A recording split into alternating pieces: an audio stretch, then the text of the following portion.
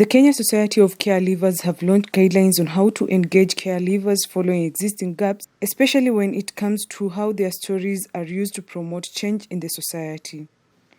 Everyone with care experience, their story is unique and they need room to be allowed to share it the way they want it to appear. Kwa majina naitwa Consolata Wanjiru Kinyanjui. Nilelewa katika mji wa Dagoretti Children's Home, that is Feed the Children, Kenya.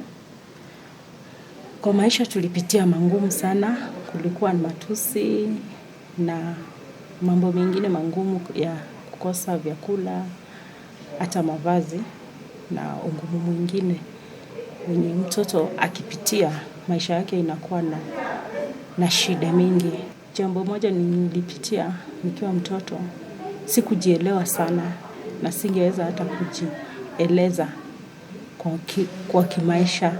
Singeweza kusimama mbele ya watu juu ya ngumu wa kukua nilikuwa intimidated ama nilikuwa nimewekwa kwa kiwango cha chini.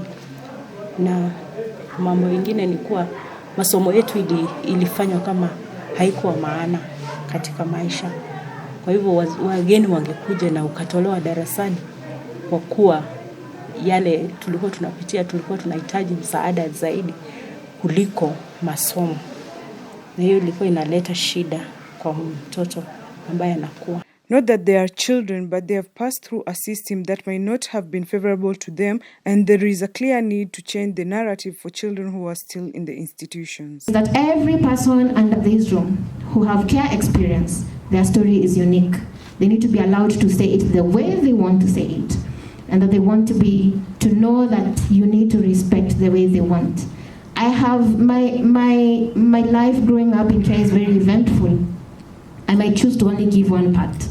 And so as a civil society or as a faith-based organization, they do not need to dictate what part of my story I should give, but I have the power. So this guideline, what it's looking to achieve is taking back the power to the caregivers and not the rest of the people. The guidelines allow reforms to be put in place to enhance reintegration of children with their families, as well as give support to families or those who are living independently. My name is Samora Asere. I'm the chairman of Kenya Society of Caregivers, an organization for young people who grow up in care, in rehabilitation centers, and in government statutory. Yes, the guidelines speaks into the voices of young people and also the children who are in institutions, because we are the same people who went through the system. We are the same people who experienced what we experienced, and we are not demonizing institutions of care that they are bad. We are just saying they need to change the way they care for children, and changing the way they care for children is giving these children back to their families. And those that cannot fit well with the families, they see how they can be supported to live independently.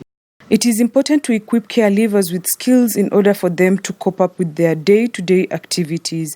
It is an opportunity for children growing up in alternative care to be safe and supported even after they leave the care facilities. I appreciate the existence of this guideline that tells you how to speak about a caregiver in the public, as not people with special needs, but normal people who just happened to grow up in care. But even as we engage them, even as we say, the UN recognizes that we need youth participation, but when you ask people what is participation, they may not know what participation is. And so this guideline goes a long way to tell COBWA, to tell Stahili Foundation, to tell Changing the Way We Care, who are even part of this, and to even tell Lumos and other organizations, how are you engaging this caregiver? Many of us, if not hundreds of us, in Kenya and globally, ended up in institutions despite having families.